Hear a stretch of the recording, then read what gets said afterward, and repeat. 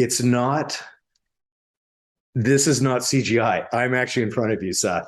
We are in the same room for the first time in a while. Can we do this? Yes, and that was not CGI either. No green screen here, as you guys can see. We're in the official home of D-Side Stories here in Chicago. We both just got home. You from the West Coast, me from the East Coast, and we met in the middle here for our show this week. That's right, Seth. First of all, it's good to see you live and in person. You as well. And welcome everyone. You're now looking at from the side angle. So again, if you're noticing the double chin, that is CGI that Seth put in there. We'll clean that up in post. We'll clean that up in post. Just so he can make fun of me. Seth, it's a special weekend, not only for the city of Chicago, but for us. Absolutely. We've got some, as most people know, we talked about last week. This is the Thursday of Lollapalooza weekend. People are starting to trickle in. I was on the green line from the airport, and I saw plenty of people with their wristbands on and their basketball jerseys or feathers in their hair, ready to go to the show for the first day. The city is ready, and it is a tradition now in Chicago in late July for Lollapalooza, this 4-day event. And tonight, that's what we're going to be diving into. And it's particularly special because as famous D-Side Stories outsiders this weekend, we are on the inside.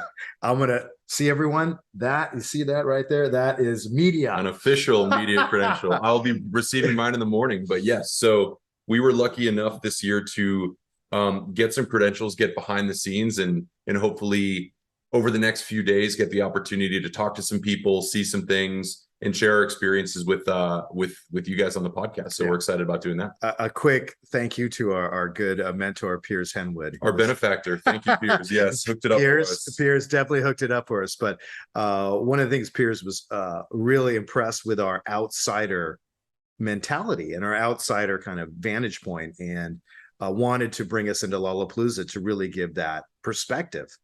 And I think it's just really exciting because I went to my first happy hour event for the media, and I definitely felt like an outsider. As the outsider coming in, like immediately when I opened those double doors, they're like, okay, who is this guy? Who the fuck is this guy? And they're like, are you here to do the lighting or are you here to clean the bathrooms? I'm like, no, man. Media. Look at my goddamn wristband. Yes, I'm here. Who wants an interview? Line up. But so Lollapalooza, I mean, this is, you'd almost say, the template for the modern day music festival. Absolutely. And I think it's an interesting one to dig into because Lollapalooza has taken different forms over the years. It was something very different when it was founded, which we'll dig into, than it is today. But I think the modern version of it, which is at this point about 15 years old or so, is really the model on which most other major festivals. I mean, there were some that came before it, but in terms of kind of marrying up kind of the right mix of bands in a very notable space here in Chicago, it's downtown in Grant Park, and even the corporate sponsorship that comes along with it and kind of how the bills get paid. Lollapalooza really laid the template for that. And now there's dozens of festivals across the country all summer. Yeah. But this really does feel like the one that laid the groundwork. And it's interesting because in our podcast last week, we talked about music festivals as a whole. Yeah. And we started off with a lot of, in Woodstock, then going through the 70s. But yet Lollapalooza, somehow all the elements came together. The corporate side, the branding side, as well as as we said, the templates for this 4-day festival. But what was I would say the beginnings or the inspiration behind it? Absolutely. Sort of the origin of Lollapalooza. So it's really interesting. Most people, and I've, again, researching this, it's amazing how much you learn. Yeah. But I think most people know that, the original Lollapalooza was really the brainchild of Perry Ferrell, former and now current, once again, singer of Jane's Addiction. Originally, Lollapalooza was conceived as a farewell tour for the band. They had planned to play Reading Festival in England, which was kind of one of the inspirations. And Perry Farrell got sick. And so they were unable to travel, play the show. And so they started thinking about what other ways they could do this and kind of see the band off properly, which eventually evolved into the first iteration of Lollapalooza, which was a tour the summer of 1991. really tried to focus on alternative acts, played 20 cities. I have the full lineup here. What was on? Yeah, what was the where we're talking here are the headliner? bands: Jane's Addiction, Susie and the Banshees, which were kind of the kings of that scene. The band Living Color, which is like hard rock band. 9 Inch Nails, Ice-T, Butthole Surfers, all-time band name, and then the Henry Rollins Band. So very much smaller, one stage, 20 cities, about over 3 weeks. And it was meant as the kind of this like traveling circus send off for Jane's Addiction. And you can talk a little bit more about the traveling circus piece. Yeah, one of the things that I read, and I thought it was so interesting, was that Perry Farrell was really bored with almost I won't say concert scene, but the festivals. And I think he was alluding to more the US style as opposed to the UK. And just said it was boring, and really had this vision of a festival that included non-musical features as well as music. But his inspiration was like Barnum Bailey, like a circus. So as you mentioned, it was this show beyond just a linear approach to concert stage fans. And so I think that really was special. And I remember even the name when it came out, it was a really funny name. Yes. As opposed to the Reading Festival or Glastonbury, which were based on actually regions. And the band Jane's Addiction was really, and I was graduating at the time in 91, was on the edge. I mean, they were super alternative. Yeah. So when you heard about it, it was like, whoa, this is going to be freaky.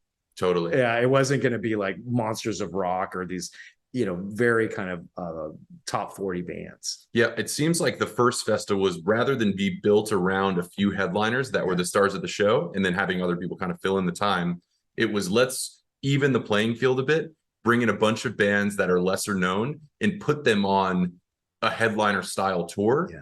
But then add, things like tattoo artists. And it was this whole like traveling circus is the perfect word to describe it. Yeah.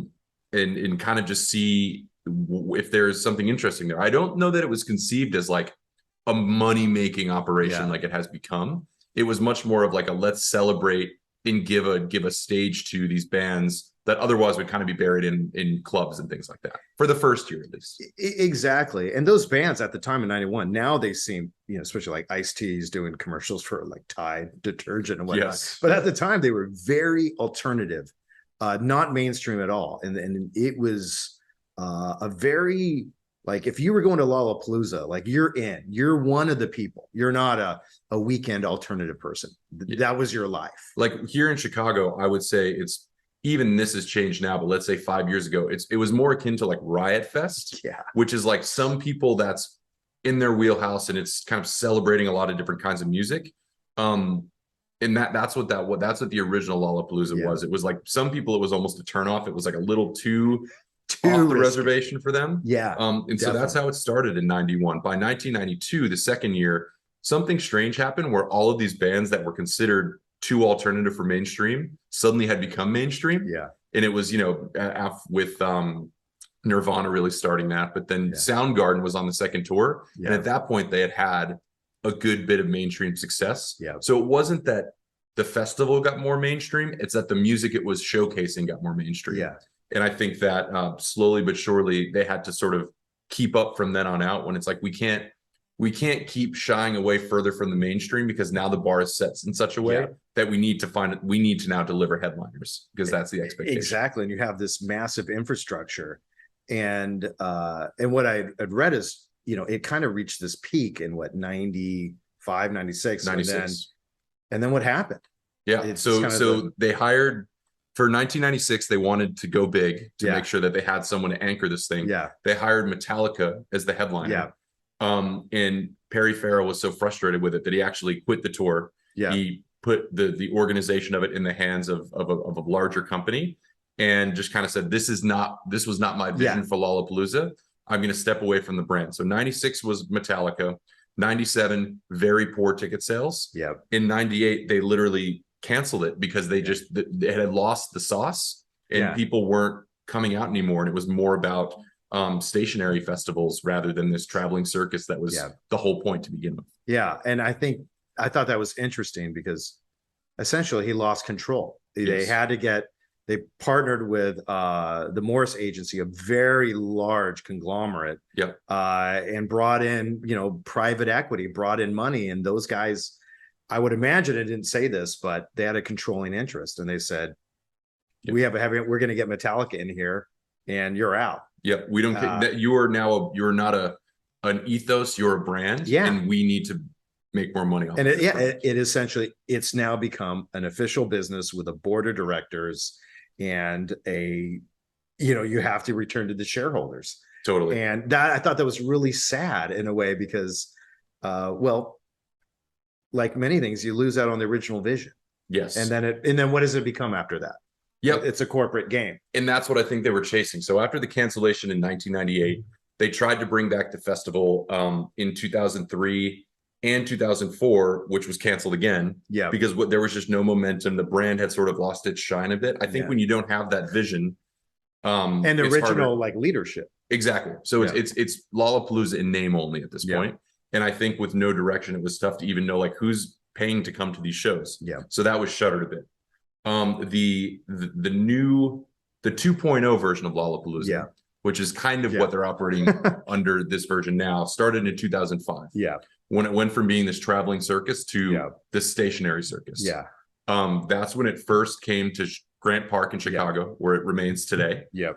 And that was the sort of the mainstreamification. That was really the first year you saw aggressive sponsorship. Yeah. You've got the Kia's, probably back then it wasn't Kia, but the Coca-Cola stage and the IBM stage. I'm making them up, but it's sponsored stages. Yes, it was stationary, come to us, build. There was still kind of the experiential piece, at least attempting to, but it was more like, we're not having you experience like tattoo parlors. It's like experience the new, Motorola Razr phone or something. Exactly. It was essentially, they partner with this massive, I think it's Live Nation Entertainment, which has a big interest in the Austin-based company, which actually runs Lollapalooza, and it's a corporate machine. Yeah. And I'll tell you a little bit of my experience later, even going today. But if you think about it, you have one chance to get all these people together,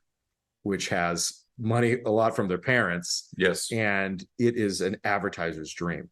Absolutely. And think of that 18 to 34 magic demo. Exactly. Your experience, that's maybe even a little younger than that. But it's the funny part, now that we're even talking about it, is for a festival that started as sort of the celebration of the alternative, it kind of was alternative for like 2 years, 3 years. And then, but again, it built enough of a credibility in a brand. And that first one was so revolutionary that we're still talking about it here 30 years later, which is insane. Yeah, I think the name itself, as we were mentioning, you could put any word before Palooza, and it has that branding effect. And I think we've seen this in so many occasions, even with bands, even the headliner tonight, Metallica, where they start off with an original vision, and then as it grows to make money, that's when there's a mad rush of activity to even make it grow further.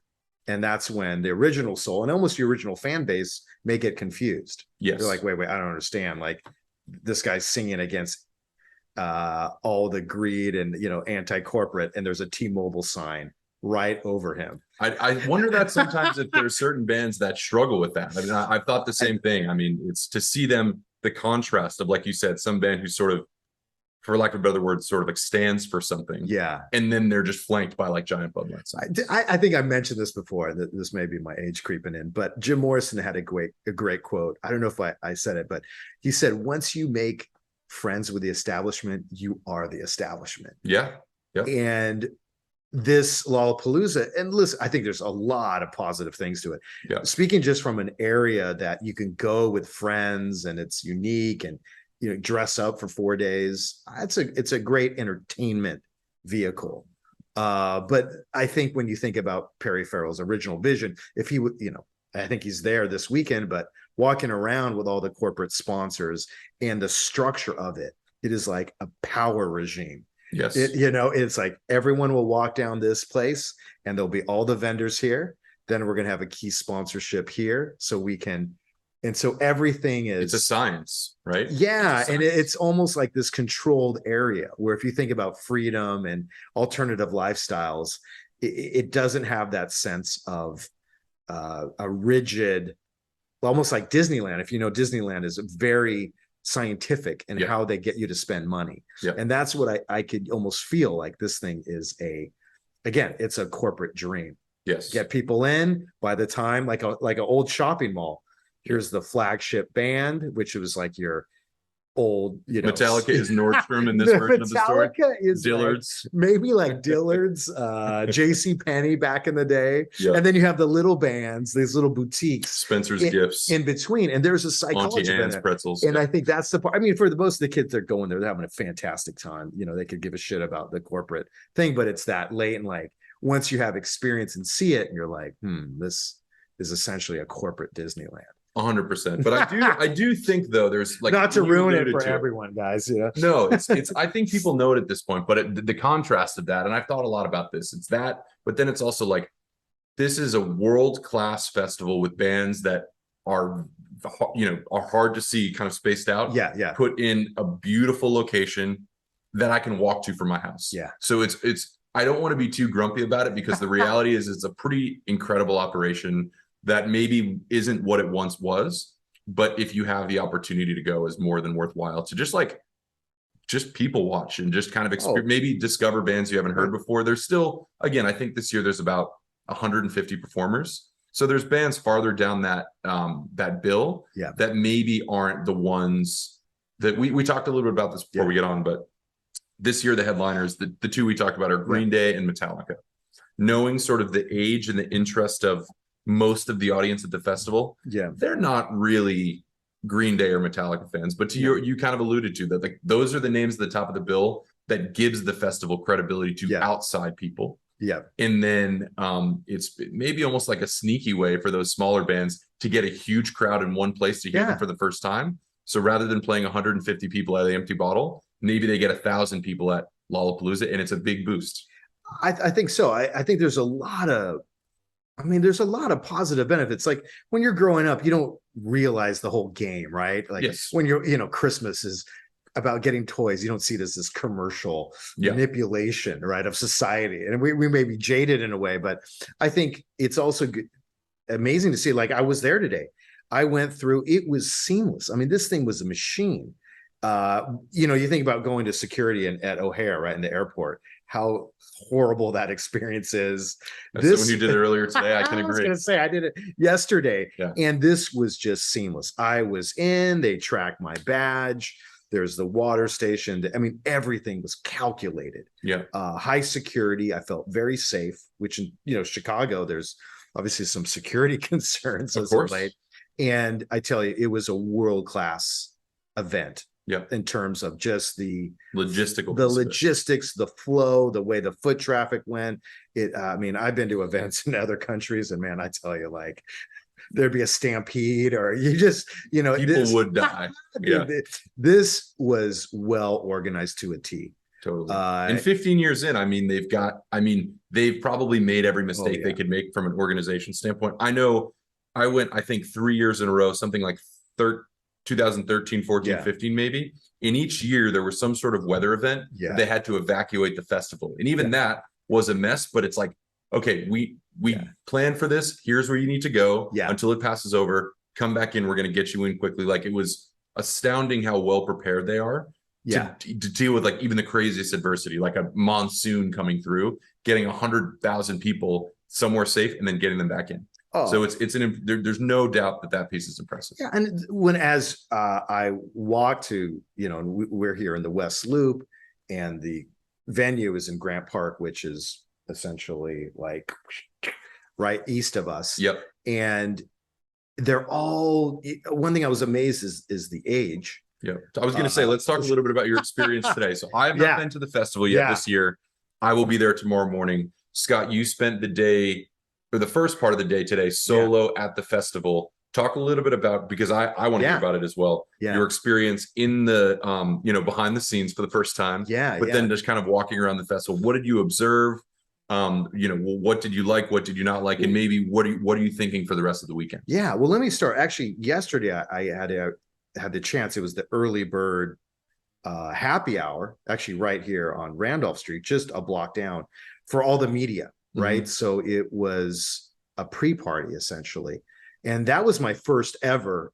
That was our D-Side Story's first ever entrance into the inside. Yes. How does it feel to even say like, oh yeah, I'm in the dude, media? The badge. I'm telling you, this thing has power. Wear it proudly. I mean, everyone thinks I'm the janitor at the gym, but with this, people were like, "Hey, man, come on, be first in line." So Seth, the first thing I noticed was it was a small community. Yeah. There were about maybe 70 people there, and everyone knew each other. It was, hey, Bob, and it was older. You had a much older crowd. A lot of dudes looked like they were in IT department. Yeah. That a lot of sound techs. A lot of sound tech guys, like, balding, but with long hair. Keeping it real, everyone. And then a lot of the younger crowd, which were doing a lot of the blogs, a lot of social media. So it was this kind of dichotomy of, I won't say young and old, but there was a disparity in terms of the age.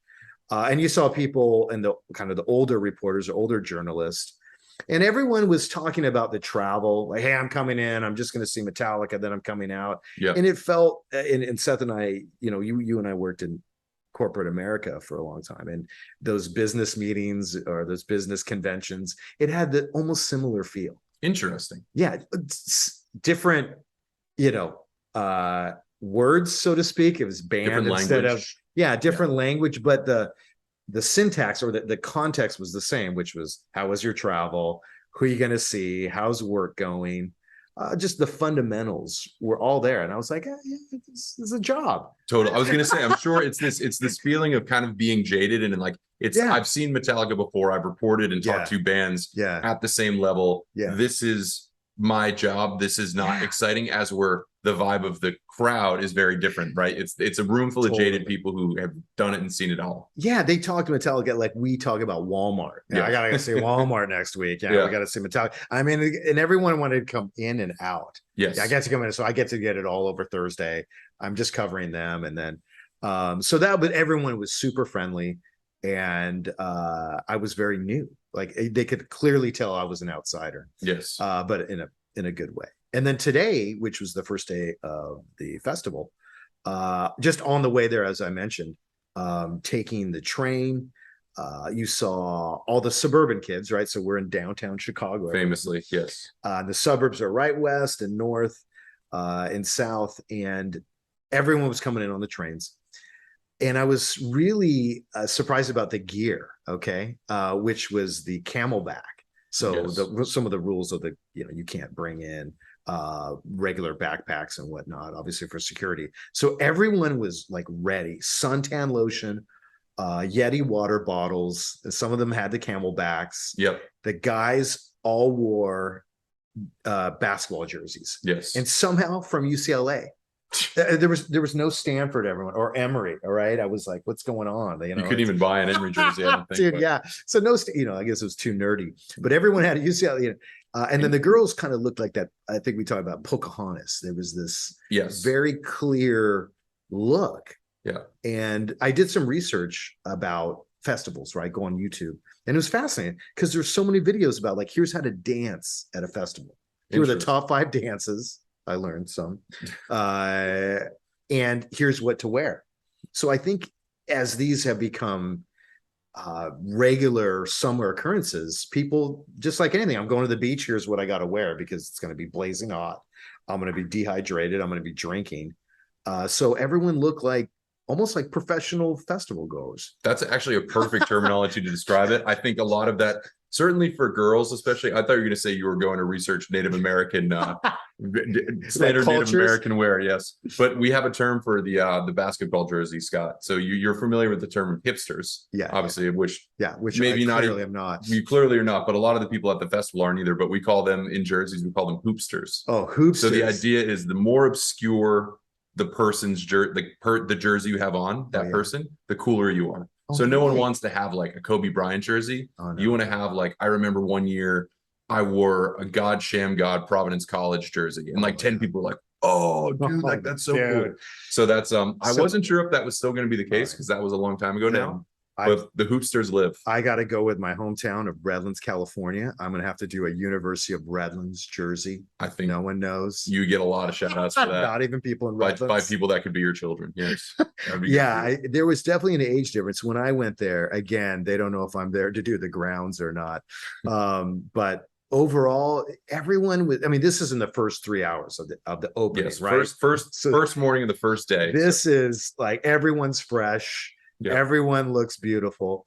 And people just, I think, were camping out. A lot of people were just meeting each other. You did see, though, the Metallica fans, which look like the dads of the people that were there. Yes. And they were, like you said, kind of like the people covering. They were just there for tonight, for that show. And then they don't want any part of the rest. Definitely. And they had the old school, they had the concert t-shirt, jeans. Yes. And look like they were out of place, except for Metallica, which was, I thought it was just fascinating that you would have such a disparity.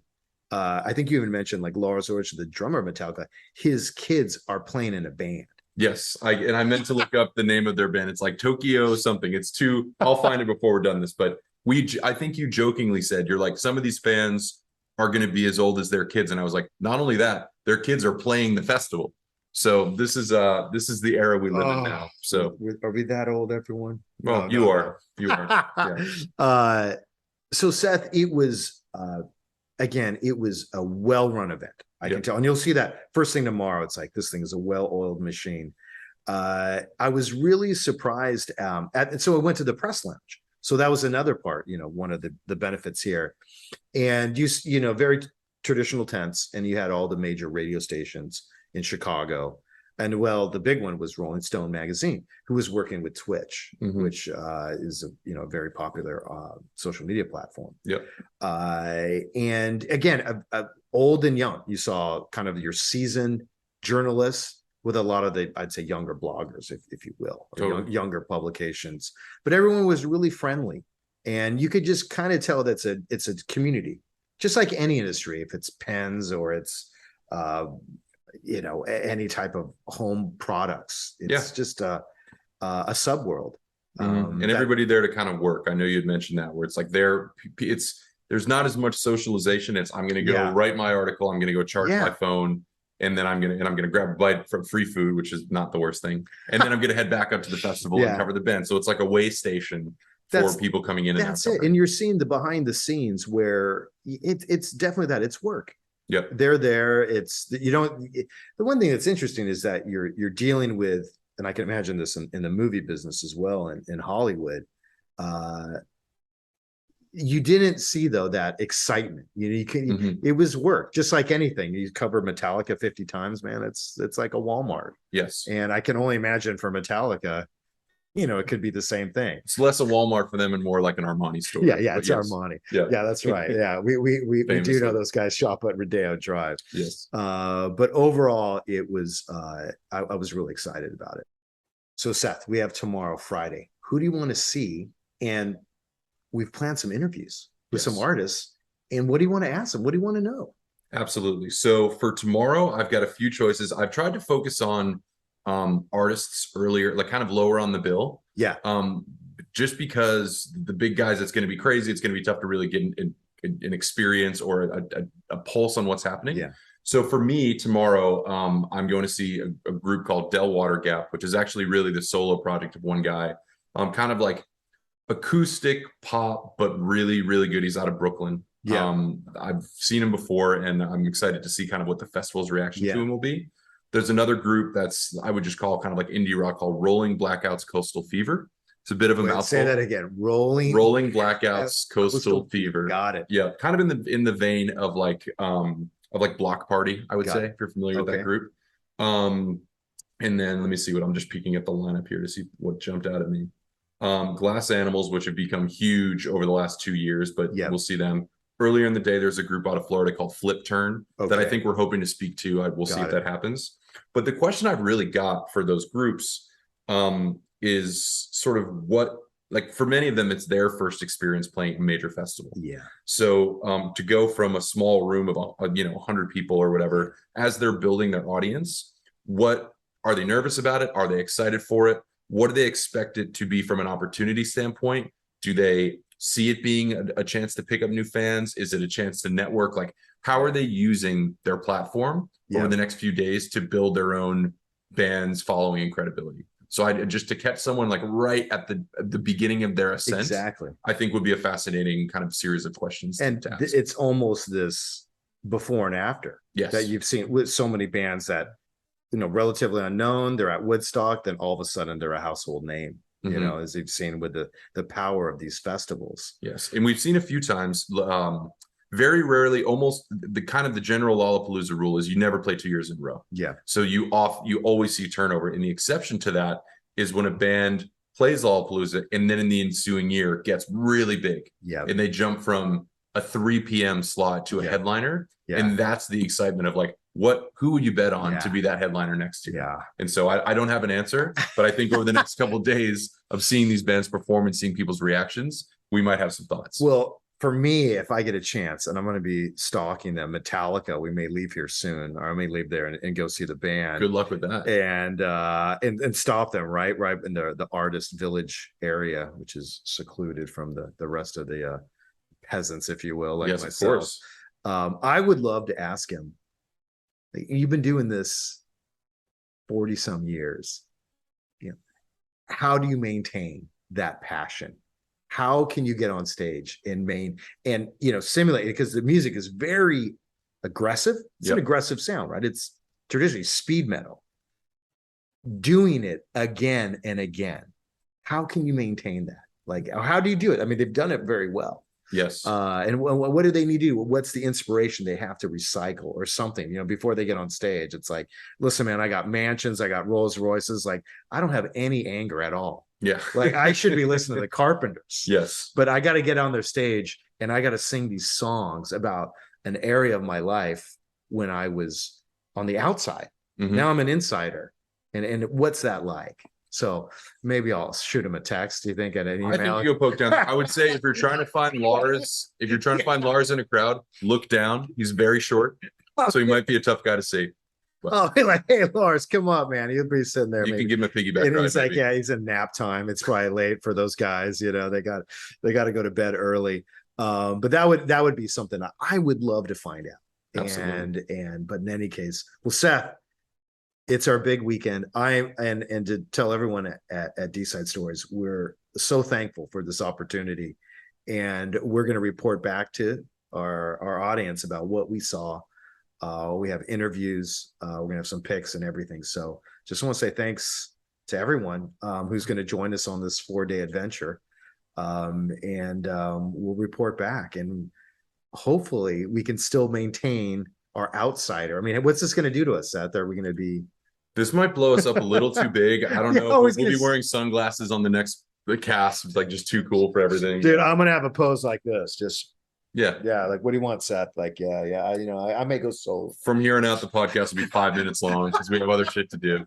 Yeah. Listen, everyone, we got to cut this short, right? We have a meeting with Lars. Yeah. But at Chuck E. Cheese. Chuck E. Cheese. Well, everyone, hey, listen, thank you so much for joining us. And we're so excited to share Lollapalooza with you guys, and we'll talk to you soon. See you guys. More coming soon.